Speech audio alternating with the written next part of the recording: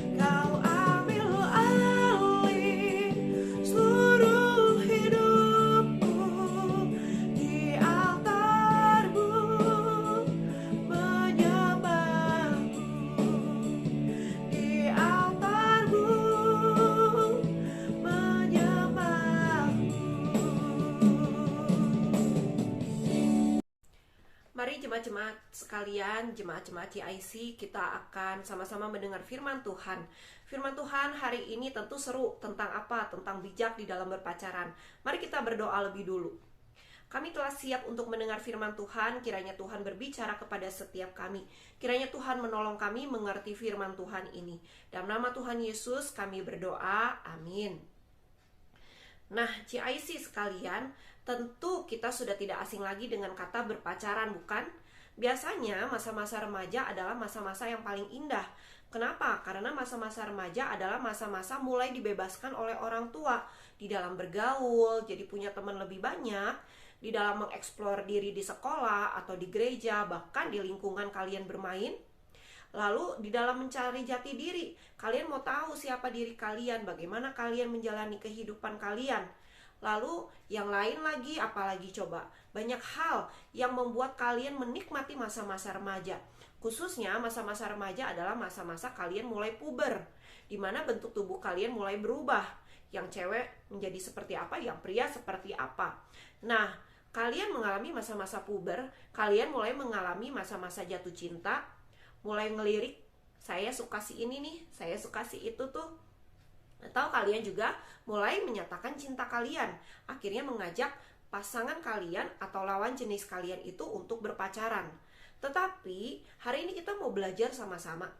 Apa sih yang Tuhan katakan melalui firman Tuhan tentang berpacaran?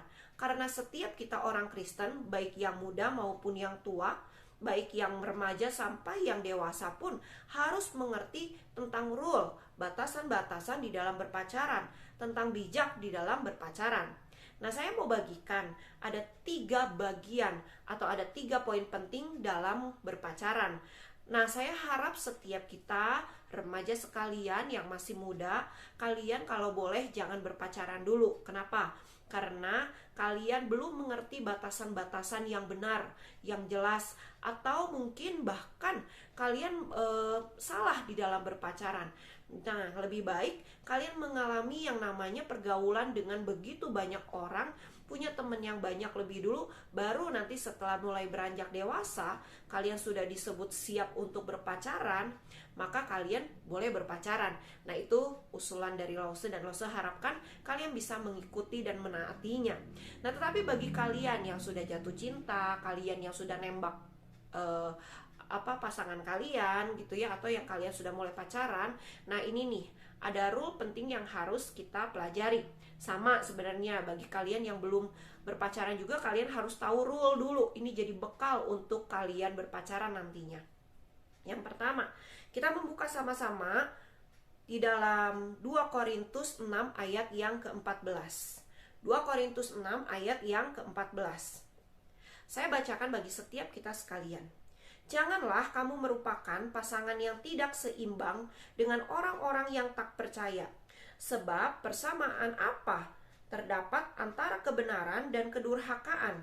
Atau bagaimana terang dapat bersatu dengan gelap? Nah, remaja sekalian, firman Tuhan menuntut agar setiap orang yang sudah memperoleh keselamatan dari Tuhan haruslah mencari dan mendapatkan pasangan yang seiman. Kenapa? Hal ini penting dan seharusnya jadi prinsip hidup orang Kristen, bahkan remaja-remaja Kristen sejak dini. Jangan memberikan peluang kepada si iblis untuk mengkompromikan tentang mendapatkan pasangan yang tidak seiman. Jika kita pacaran dengan yang tidak seiman, maka kita akan mengalami berbagai kesulitan pada waktu yang akan datang, pada waktu kedepannya. Contohnya seperti apa? Sekali waktu ada seorang remaja pria nembak nih ya ke seorang remaja wanita. Ngomongnya gini, saya suka kamu, saya mencintai kamu, mau gak kamu jadi pacar saya? Lalu si wanita ini memang suka dan dia berkata, iya saya mau gitu kan ya. Nah, tapi apa yang terjadi? 2 remaja ini tidak memiliki agama yang sama, tidak memiliki kepercayaan yang sama. Dua-duanya juga hanya mengutamakan saya suka, saya cinta sama kamu, tapi tidak memikirkan hal-hal lainnya, tidak mempertimbangkan bagian-bagian lainnya, khususnya tentang prinsip untuk mencari pasangan yang seiman. Karena dia cantik, karena dia ganteng, ya udah deh akhirnya jadian gitu kan. Nah, setelah jadian mereka mulai menjalani perjalanan cinta mereka, begitu kan ya. Mereka mulai pacaran, ya namanya anak-anak remaja pacaran sebatas di sekolah gitu ya, atau waktu ketemu gitu ya, lagi main ketemu gitu ya. Tapi mereka bisa kencan tuh ya, pergi ke mall, dinner bareng gitu ya. Itu anak-anak remaja sekarang kan ya. Nah, tetapi semakin hari semakin terjadi konflik. Konfliknya tentang apa? Tentang agama yang berbeda. Misalnya yang satu ini, si cowok ini mau ke gereja, lalu si cewek ini bilang gini, gak usah ke gereja lah hari ini, kita mending nonton ke bioskop yuk, gitu kan ya. Karena si cewek ini agamanya agama lain gitu ya, dan tidak hari Minggu datang ke tempat beribadah gitu kan. Nah lalu si cowok ini bagaimana? Cowok ini mikir, saya mau menginjili cewek saya ini biar nanti mau datang ke gereja. Dia awalnya berusaha mau menginjili cewek tersebut. Tetapi apa yang terjadi? Yang terjadi adalah si cowok lebih menyayangi cewek tersebut daripada Tuhan. Akhirnya waktu cewek ini ajak pergi, si cowok ini ngapain? Yuk, ayo kita pergi ke bioskop. Yuk kita pergi jalan-jalan ke mall. Dan akhirnya gereja diabaikan. Yang tadinya rajin ibadah, akhirnya sekarang jarang beribadah. Kenapa? Karena sudah mulai punya pacar. Nah, ini loh remaja sekalian, kita harus mengerti, jangan cinta yang menjadi utama, tetapi kasih kita kepada Tuhan itu yang menjadi utama. Saya orang Kristen, saya orang yang percaya kepada Tuhan. Berkat Tuhan, salib Tuhan sudah nyata di dalam kehidupan saya. Masa saya mau jual iman saya untuk seorang pacar? Begitu kan? Nah, itu kita harus pertimbangkan. Sebelum kita jadian dengan pacar kita nantinya gitu ya, kita harus lihat dulu, apakah dia orang Kristen, apakah dia orang percaya Tuhan, apakah dia takut akan Tuhan sama dengan Tuhan kita, menyembah kepada Tuhan yang sama dengan Tuhan kita, ataukah berbeda. Kalau berbeda, Tuhan sudah katakan jangan, bukan dikompromikan, bukan menjadi usulan dari Tuhan, bukan, tetapi jelas jangan untuk berpacaran dengan orang yang berbeda agama dengan kita, yang berbeda kepercayaan dan keyakinan dengan kita, yang berbeda Tuhan dengan kita, yang kita sembah itu. Kenapa? Karena Tuhan lebih utama dibandingkan dengan orang yang kita sukai, orang yang kita sayangi. Toh kita belum tentu bisa menginjili orang tersebut. Seringkali orang berkata, saya bisa injili orang itu untuk datang ke gereja. Belum tentu, karena menginjili itu sulit. Apalagi kalian diperhadapkan dengan orang tua pasangan kalian yang memang jauh berbeda agama dengan kalian, dan mereka sudah punya prinsip yang kuat. Maka sebaiknya kalian tidak main-main dengan hal ini. Dan ini penting sekali menjadi prinsip utama di dalam kehidupan kalian. Nah, poin yang kedua, kita lihat sama-sama di dalam 1 Korintus 6 ayat yang ke-19. Tadi 2 Korintus 6 ayat 14, sekarang 1 Korintus 6 ayat yang ke-19. Saya bacakan. Atau tidak tahukah kamu bahwa tubuhmu adalah bait Roh Kudus yang diam di dalam kamu? Roh Kudus yang kamu peroleh adalah dari Allah, dan bahwa kamu bukan milik kamu sendiri, sebab kamu telah dibeli dan harganya telah lunas dibayar. Karena itu muliakanlah Allah dengan tubuhmu. Poin yang kedua yang penting adalah waktu kalian mulai berpacaran, kalian benar-benar harus menjaga tubuh kalian, diri kalian. Kan tadi Lause bilang di awal, kalian akan mengalami perubahan di dalam tubuh kalian. Kalian nanti akan tahu sendiri seperti apa. Dan kalian yang sudah remaja di sekitar SMP kelas 2 sampai SMA kelas 3 begitu ya, kalian pasti tentu sudah tahu perubahan apa yang kalian alami. Perubahan hormon, perubahan bentuk tubuh. Nah, ini yang menjadi daya tarik bagi pasangan atau pacar kalian. Nah, tapi kita harus mengerti dan kita harus menyadari bahwa tubuh kita adalah milik Tuhan, bukan milik kita lagi sendiri. Maka kita benar-benar harus menjaganya. Maka kita harus merawat diri kita baik-baik. Kita menjaga dari pasangan kita yang yang seringkali jahil ke kita gitu ya, atau pengen menyentuh bagian-bagian yang tidak boleh disentuh di dalam tubuh kita. Nah, kita harus jaga itu baik-baik. Kita tidak boleh kompromi. Kita tidak boleh berkata, iya boleh gak apa-apa gitu ya. Enggak. Kerugian besar bagi kalian, baik pria maupun wanita. Khususnya wanita lebih rugi lagi. Kalian tidak akan dihargai oleh orang lain kalau kalian sudah menyerahkan diri kalian ke pacar kalian. Nah, masa remaja itu masa dimana hormon itu semakin lama semakin berkembang dengan cepat, semakin maju dengan cepat. Maka seringkali ada keinginan-keinginan, hal-hal negatif ingin menyentuh pasangan kalian, atau ingin berhubungan hal yang tidak boleh dilakukan, tetapi yang kalian inginkan dengan pasangan kalian. Nah, ini yang maksud lause kalian harus jaga baik-baik. Ini yang harus kalian benar-benar bentengi. Jangan sampai kalian melakukan hubungan suami istri sebelum kalian menikah. Kerugian besar pasti kalian alami. Nah, JIC sekalian, Lause punya beberapa teman di masa-masa SMP dan di masa-masa SMA yang mengalami hal ini. Mereka adalah orang Kristen, mereka adalah orang yang aktif di gereja, tetapi mereka akhirnya menyerahkan diri mereka kepada pacarnya. Bahkan mereka melakukan hubungan yang tidak benar dengan pacarnya itu. Akhirnya si wanita hamil di luar nikah. Si pria juga akhirnya tertekan karena belum siap untuk menikah. Waktu dipaksa untuk menikah, akhirnya apa yang terjadi setelah anak itu lahir? Si pasangan ini bercerai. Yang penting anaknya sudah lahir. Yang penting nama baik si wanita dan pria ini tetap terjaga.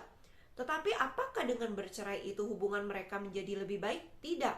Hubungan mereka menjadi rusak. Kerugian besar apalagi? Mereka yang harusnya mengalami dan menikmati masa-masa remaja, bergaul dengan teman-teman yang banyak, akhirnya nyesel. Kenapa? Karena mereka harus mengurus anak, mereka harus mengurus pasangan mereka, padahal mereka belum siap. Mereka masih pengen main-main, mereka masih pengen berkumpul dengan teman-teman mereka, mereka masih ingin bergaul, dan mereka masih membutuhkan perhatian dari orang tua mereka. Tapi sekarang gak bisa. Kenapa? Karena mereka sudah punya tugas tanggung jawab sebagai suami dan istri. Nah, remaja sekalian, suami dan istri itu tidak mudah. Waktu menikah pasti ada pertentangan, ada percekcokan yang terjadi. Harus bertahan setahan-tahannya begitu, sampai akhir hidup. Nah, bagaimana? Apakah remaja siap? Belum siap. Kalian belum matang. Sekalipun mungkin kalian secara teori berkata, saya sudah siap. Jangan dulu, belum siap. Jangan dulu, tahan diri dulu. Nah, termasuk kalian, para pria atau wanita yang senang misalnya menyentuh hal-hal yang tidak boleh disentuh dari pasangan kalian, tahan diri. Sayangi pasangan kalian, hargai pasangan kalian, karena tubuh yang dia miliki, tubuh yang mereka miliki adalah milik Tuhan. Sama seperti kamu juga adalah milik Tuhan. Maka sayangi, jangan sentuh, jangan ajak untuk berhubungan hal yang tidak boleh kalian lakukan, yang belum waktunya untuk kalian lakukan. Sekalipun kalian punya keinginan, kalian harus tahan. Kenapa? Karena tubuh kalian adalah milik Tuhan. Tubuh pacar kalian juga adalah milik Tuhan, yang nantinya akan dipertanggungjawabkan kepada Tuhan. Harus dijaga baik-baik, disayangi, sopan kepada pasangan kalian. Mari kita buka sama-sama Efesus 6 ayat 1 sampai ayat yang ketiga. Efesus 6 ayat yang ke-1 sampai ayat yang ketiga, saya akan bacakan. Hai anak-anak, taatilah orang tuamu di dalam Tuhan, karena haruslah demikian. Hormatilah ayahmu dan ibumu. Ini adalah suatu perintah yang penting, seperti yang nyata dari janji ini, supaya kamu berbahagia dan panjang umurmu di bumi. Poin yang ketiga adalah belajar tunduk pada batasan-batasan orang tua. Nah, firman Tuhan kembali mengingatkan kepada setiap remaja atau mengingatkan kepada setiap kalian bahwa kalian harus tunduk taat kepada orang tua. Biasanya masa remaja masa perubahan, masa mencari jati diri, masa tidak mau dianggap masih kecil, masih anak-anak lagi. Saya udah remaja, saya udah dewasa, saya mengalami perubahan, saya juga punya keinginan, saya juga punya keputusan. Tapi ingat, tunduklah, taatlah kepada orang tua, karena itu yang difirmankan oleh Tuhan. Sekalipun kalian sudah punya pacar, belajar tunduk kepada orang tua. Orang tua tahu benar batasan-batasan untuk kalian dalam berpacaran. Misal, Contohnya orang tua kalian mengatakan seperti ini, jangan dulu berpacaran, kalian belajar taat walaupun sulit, kalian belajar tunduk walaupun sulit. Suka boleh nggak? Boleh. Merasakan suka, merasakan sayang, boleh. Tapi kalau orang tua kalian mengatakan jangan berpacaran dulu, lebih baik jangan berpacaran. Kenapa? Karena orang tua tahu yang terbaik untuk kalian. Orang tua adalah wakil Allah yang harus kalian taati. Melalui Allah, melalui orang tua, Allah berbicara kepada kalian. Karena Tuhan tahu kalian belum waktunya untuk berpacaran. Belajar taat. Belajar untuk setia kepada orang tua kalian. Tunduk kepada mereka. Jangan dilawan, tapi taati. Lalu, misalkan orang tua kalian izinkan kalian berpacaran, taati juga apa yang orang tua katakan. Karena mereka tahu rule-rule yang jelas di dalam berpacaran. Dan kita harus mengerti, prioritas kita sebagai anak-anak remaja bukan berpacaran, tetapi prioritas kita adalah sekolah, membina iman di dalam Tuhan, bergaul dengan banyak teman, menikmati masa-masa remaja sekalipun kita sudah mulai suka lawan jenis, sekalipun kita mulai sayang, mulai ingin menyatakan cinta kepada orang tersebut. Tapi tahan dulu, karena belum waktunya kalian. Belajar dulu baik-baik, sampai kalian menjadi seorang yang memang sudah waktunya untuk berpacaran.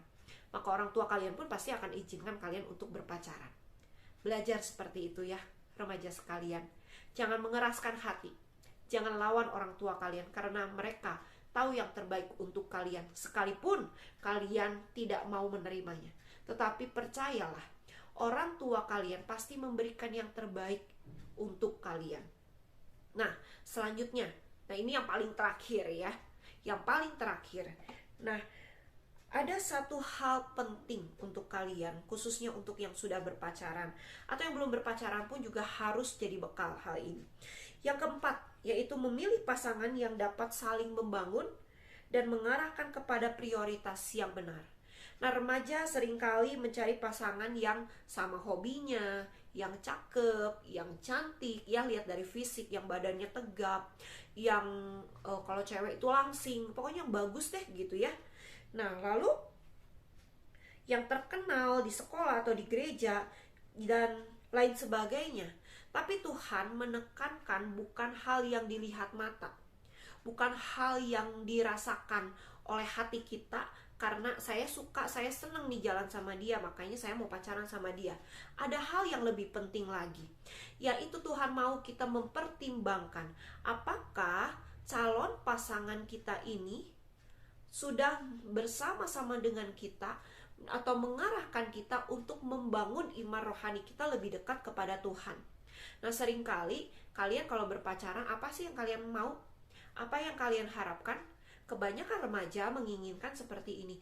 Ya, kalau saya berpacaran, ini membuat saya semakin semangat belajar. Apakah betul? Belum tentu. Waktu di sekolah mungkin kalian semangat belajar ya, karena ketemu pasangan kalian. Tetapi waktu di rumah, aduh saya kangen nih, saya pengen ketemu dia nih. Harusnya belajar, harusnya ngerjain tugas, ngerjain PR di rumah, akhirnya gak ngerjain. Kenapa? Karena yang di bayangan kita adalah pacar kita kangen nih, pengen cepetan besok ketemu dia di sekolah nih, atau lain sebagainya. Atau misalnya, pasangan kita tidak membawa kita kepada Tuhan, tapi membawa kita jauh dari Tuhan, meninggalkan Tuhan, bahkan berani untuk menghujat Tuhan. Hati-hati, jangan memilih pasangan yang begitu. Jangan memilih pacar yang seperti itu. Jelas itu pacar yang salah, pacar yang tidak membangun. Tetapi biarlah kita mencari pasangan atau pacar yang membangun iman rohani kita lebih dekat lagi kepada Tuhan. Bukan jadi orang sok suci ya. Jadi dikit-dikit doa yuk, dikit-dikit ngomongin firman Tuhan yuk, bukan seperti itu. Tetapi melalui proses berpacaran saya semakin dekat dengan Tuhan karena dia membawa saya semakin dekat dengan Tuhan. Atau sebaliknya, saya membawa dia semakin dekat dengan Tuhan. Jadi ada saling, bukan saya sendiri, tetapi ada saling, ada kerjasama untuk membangun rasa iman kita kepada Tuhan lebih dekat lagi, lebih maju lagi. Nah, lalu kita lihat prioritas Kan tadi Langsung sudah bilang, prioritas utama kalian adalah belajar, ya kan? Nah, mulailah memiliki pasangan yang sama-sama bisa mementingkan prioritas utama bukan berpacaran, tetapi prioritas utama adalah belajar dengan baik, beribadah dengan baik, menaati orang tua dengan baik. Nah, itu adalah pasangan yang tepat, pacar yang tepat. Mari kita mulai membina dengan baik. Kita punya batasan-batasan di dalam berpacaran. Kita juga membina hubungan dengan baik, hubungan dengan benar, dengan 4 poin tadi. Yang pertama, ingat mencari pasangan yang seiman. Yang kedua, tubuh kita adalah bait Roh Kudus, maka kita harus jaga. Yang ketiga, kita taati orang tua kita karena mereka adalah wakil Allah yang mengerti apa yang kita butuhkan.